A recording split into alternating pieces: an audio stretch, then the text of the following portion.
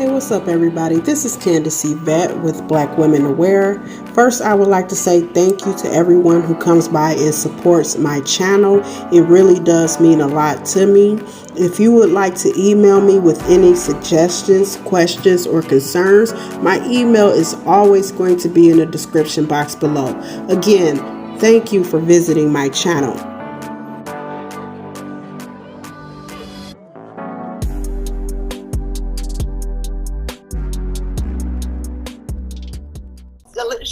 Sitting in a hospital bed with a 12-inch scar down the middle of her chest, Ashley Williams in here because she says her mom stabbed her.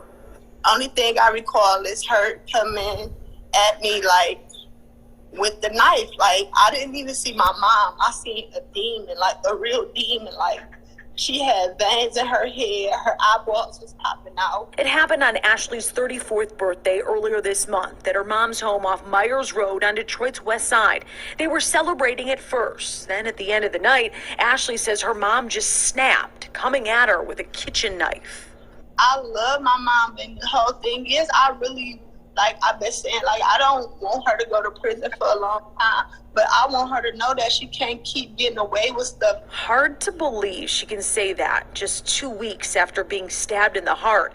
Ashley says her mom battles with alcoholism, but Ashley, the oldest sibling, still looks after her. Even the day this happened, Ashley picked her mom up after she'd wrecked another car.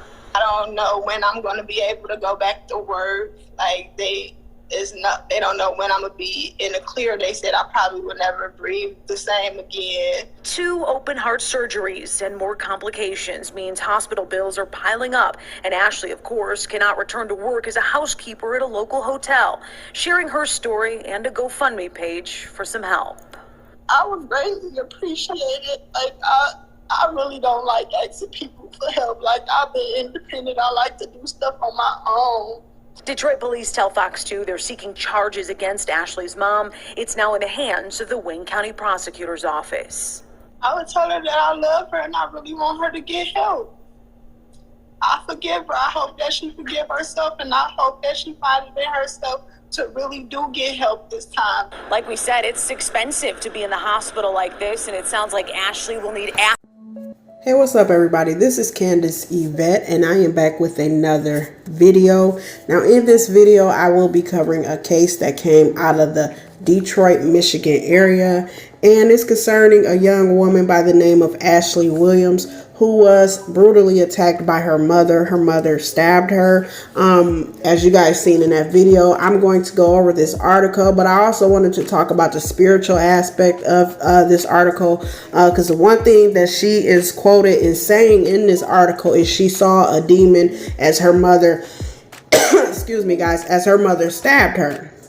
Okay, and y'all also know that on this page, I don't only cover missing and murder cases, I also talk about spirituality, okay? So anyways, without further ado, let's jump into this article. So it says, Detroit mother stabs daughter in heart.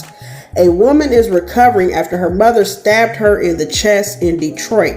Ashley Williams says she was celebrating her 31st birthday on May 31st, and at the end of the night, she was at her mother's home on the city's west side when her mom snapped and stabbed her with a kitchen knife. Now, she says, it says in this article that her mom just snapped and stabbed her. Now, I'm wondering if her mother has ever had a history of abusing drugs and alcohol and things like that, because usually when somebody does something like this, there's something that happens before. I'm not blaming Ashley. I don't think Ashley provoked her mother. I don't think any child, I don't care if they're adult children or underage, can provoke their parents to do something this crazy to them. You know what I mean? If y'all have an argument, the fact that Ashley is 34, she could have just had Ashley leave or whatever, but to stab your own daughter, you know, that's why I'm questioning, like, what happened? What made her snap? You know, because like I said, if it's under normal circumstances and they're having a normal mother-daughter disagreement, usually your mom, if you at her house, they just gonna be like, you know what, I think it's time for you to go. Or at least I know that's what my mom would say. We don't, throw names back and forth at each other. My mom would just straight up tell me, Candace, it's time for you to go. You have worn out your welcome. You can go. You see what I'm saying? But for her mother to stab her, y'all see the seriousness of this. Not only did she snap, but she stabbed her daughter. So not only did she stab her daughter, but the knife went in so deep, as you heard in the video. Ashley has had to have heart surgeries. You know, those are not minor surgeries. Those are very major surgeries. Okay. And she also has a GoFundMe set up to get monies to pay off those large medical bills. Okay. I imagine that those medical bills are probably in the hundreds of thousands of dollars because, you know, she had not one, y'all, but 2 heart surgeries. But anyways, for your mom to stab you, I question her sobriety. You know, are you on drugs or alcohol? Then not only that, I question her mental health as well. Okay. But anywho, let's keep going. So it says, quote, she stabbed me right in my heart. The only thing I could do was the only thing I could do, I was in shock. The only thing I really could recall was that she was coming at me like with a knife. Like I didn't even see my mom. I saw a demon, a real demon. She had veins in her head and her eyes were popping out. Okay. So now what have I told y'all about spirituality over here? I always tell y'all when I cover these cases, you might hear me go off like a broken record and say, hey, that person was demonic, or I can read their aura. And when I see in their aura, I see darkness. I see darkness in their eyes. I always kind of discern these people when I cover these cases. And the fact that Ashley is saying that she saw a demon as her mother attacked her, I'm telling y'all what I know. These people be possessed. And because we have made lunacy so normal, because we have made craziness our normal, and it's not abnormal to see people go crazy. It's not abnormal in today's time to see people fight. It's even getting to the point, or it's past the point, in my opinion, so where it's not even abnormal to see one party murder another party. That stuff is not abnormal nowadays. You know what I'm saying? It's starting to get to the point where when it comes to mass shootings, that's starting to become the norm. Okay. We like they went through the cycle after the Uvalde school shooting. You know, they mourn. People talk about how shocked and are upset they are. They send their prayers and their love, and then the cycle, everybody goes back to the normal, and then the cycle repeats itself. So because they have made lunacy and craziness normal, people don't know the difference of whether they're dealing with somebody okay or whether they're dealing with somebody who has demons in their lives. Okay. And again, me talking about demonology or spirituality and saying, and Ashley from her own words saying that, hey, I saw a demon, I didn't see my mother. Let me tell y'all something. I'm not taking the blame off her mother. Her mother is fully responsible for her actions or whatever.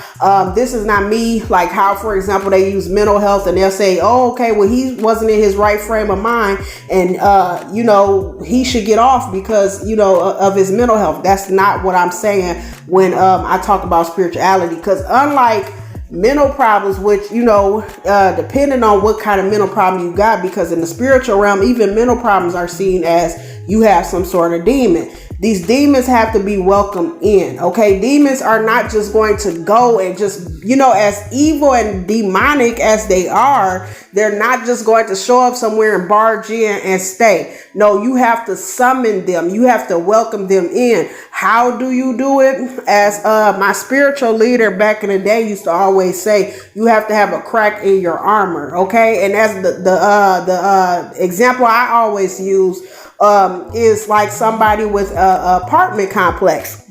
If I'm a manager at an apartment complex and I give you a 12-month lease or whatever, I cannot just show up at your residence one day and just put you out. You know what I'm saying? You have a lease. You have a right to be there. And unless you break the lease or do something that doesn't abide by the rules or whatever, you have a right to be there. And that's the same go for demons. When you summon them, you don't have to get in, light black candles and read a satanic book or join a cult. The only thing you have to do to welcome a demon is to do what they do and act how they act. So if you're lying, you know what I'm saying? If you're going around doing drugs and alcohol, if you're doing anything that goes against the word of God or the will of God, you are going to have demons around you. Okay, that's also why I question the sobriety of her mother and like her mental health as well, because usually when stuff like this happens,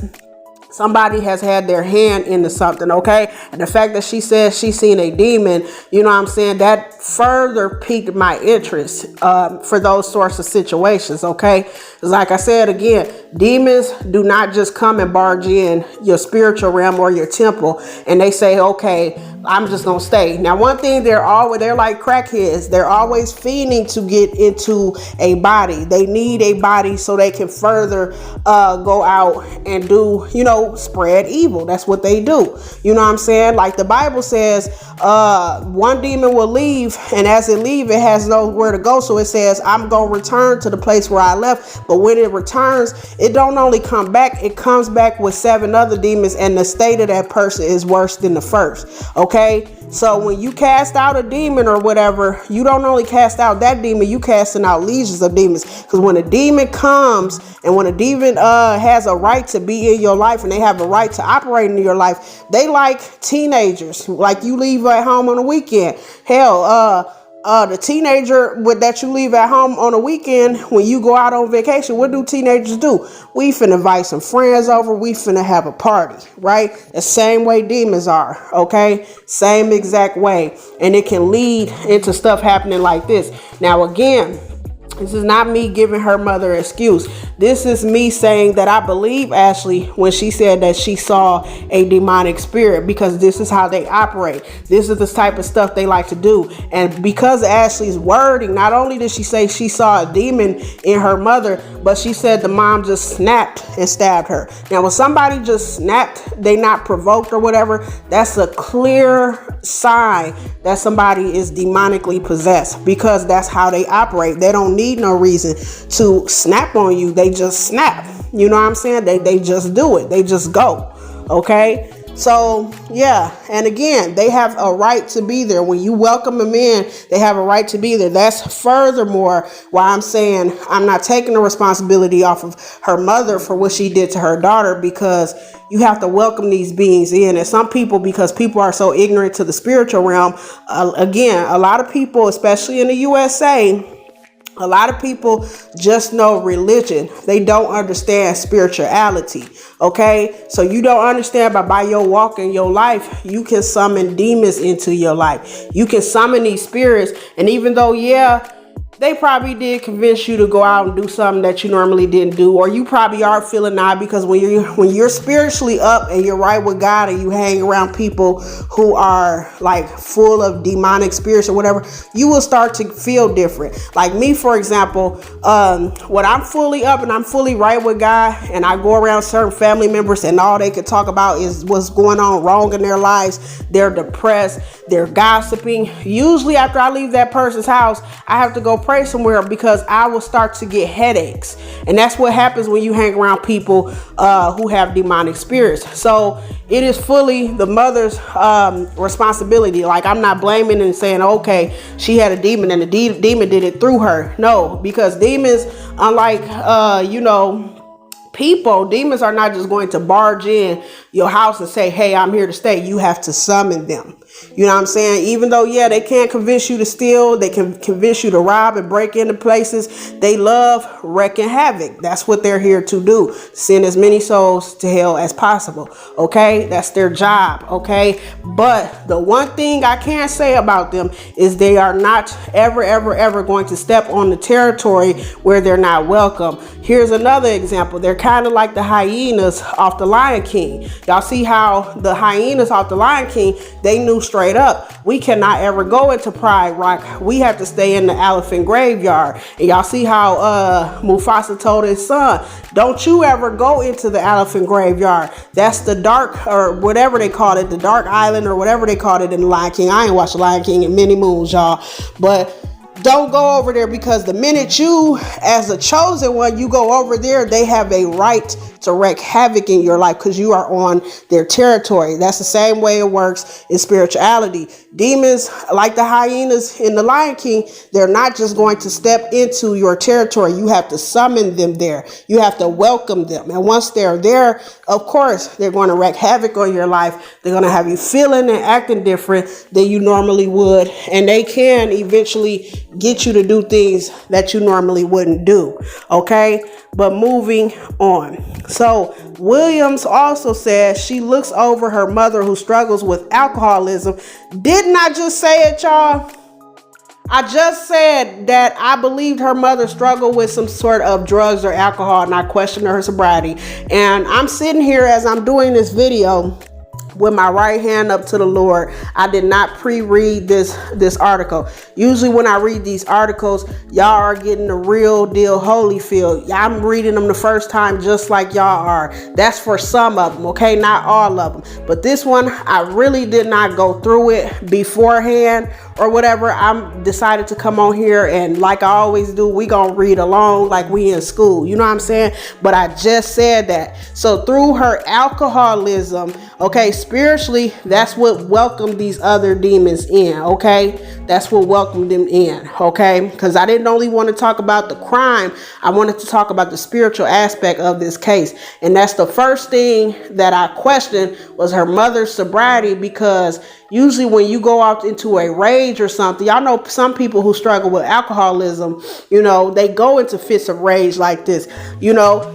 Usually when that happens, you know, when you go off into a rage or whatever, there's some instance of you know, putting your hands into drugs and alcohol. And again, spiritually, when you're dealing with drugs and alcohol and even some over-the-counter drugs, there's something called the spirit of pharmakia.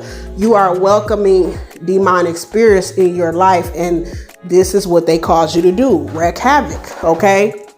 Wreak absolute havoc. But let me keep going. So it says the day of the stabbing, she had picked her mother up after she got into a car crash. Okay. I love my mom. I really don't want her to go to prison for a long time, but I don't want her to keep getting away with this. I would tell her I love her and I really want for her to get help. Okay. Now, I can't judge Ashley on this because I have the same personality when it comes to my mom. And even though me and my mom are on good standing right now, you're growing up in my teen years and even as early as I would say 2020, because from 2020 on up, me and my mom have been on good terms. But 2020 and all the way back into my teen years, me and my mother was not on good standing. And even though my mom was not doing everything she was supposed to do as a parent, I still loved her. And my godparents and people around me who were like good mentors and everything, it was even close friends, y'all, who wanted me to cut my mother off, and I just couldn't because I was seeing my mother how I remembered her in my early childhood. My mom was very attentive. My mom was a good mother. She, you know, cooked, cleaned, did things that mothers do. But my mother was also very overprotective of us.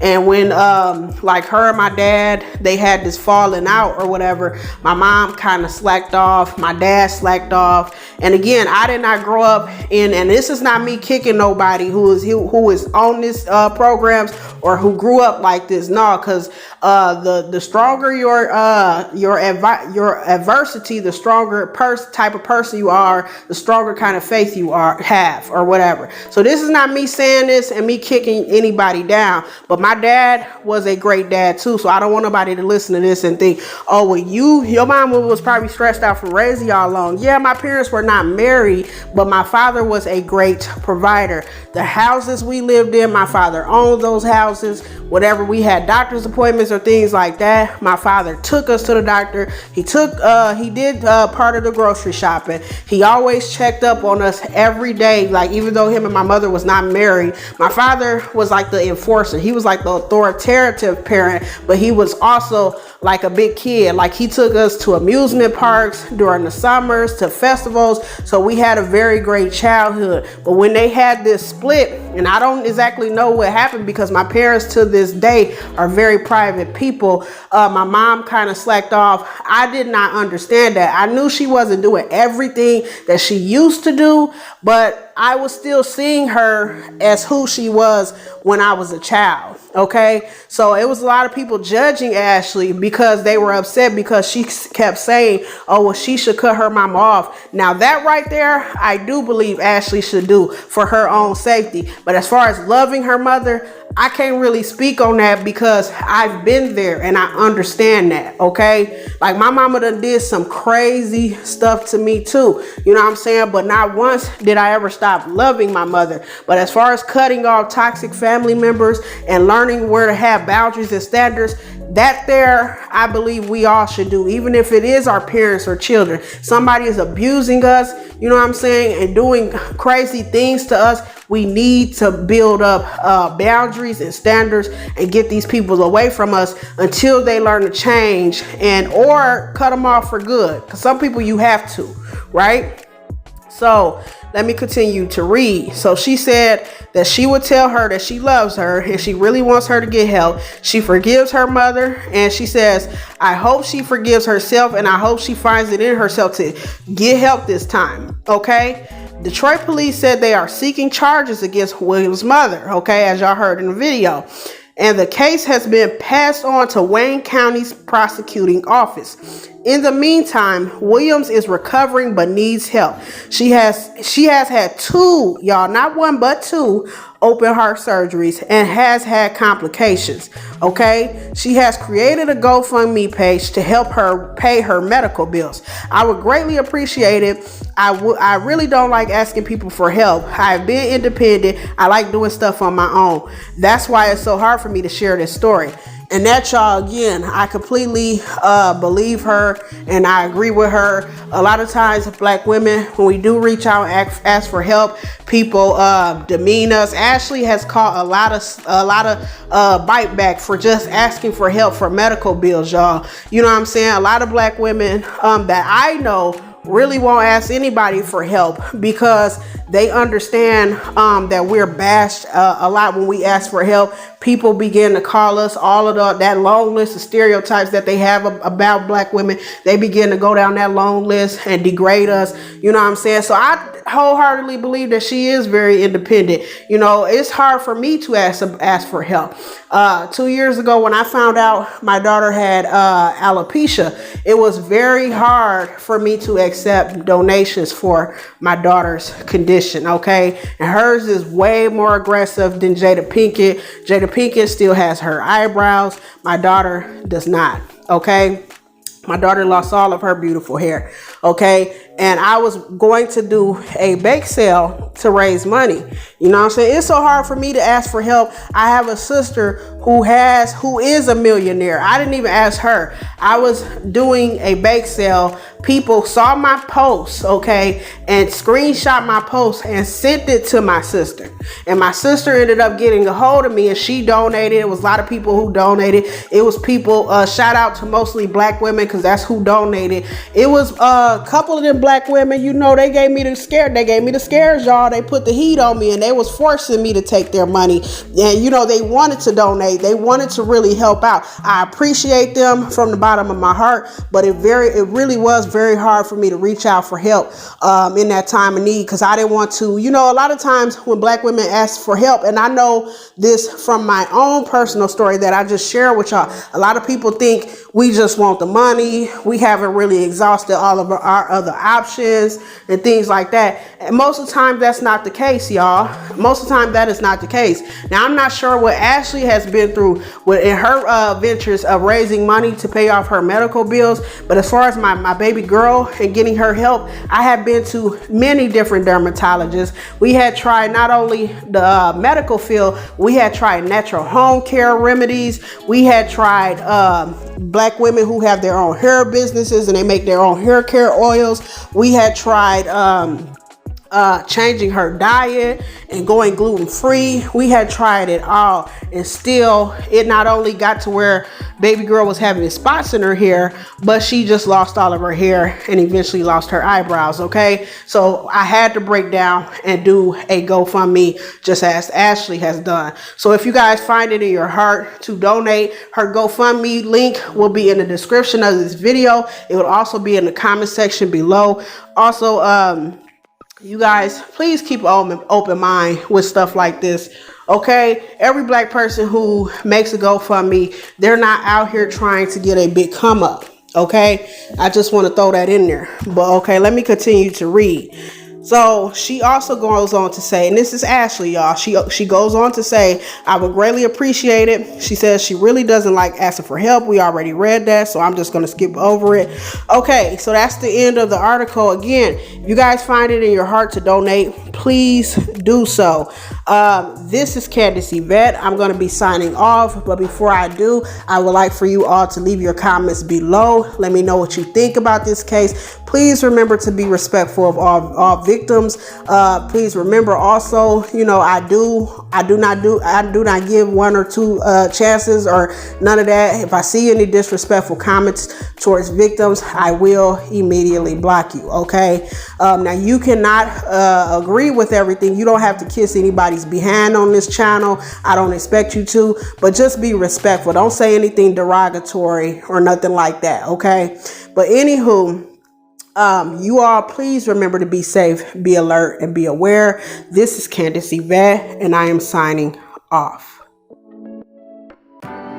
Hey, what's up, y'all? This is Candace Yvette again. I would like to again thank everybody for watching my videos and being concerned about the injustices that black women and children face every day right here in America.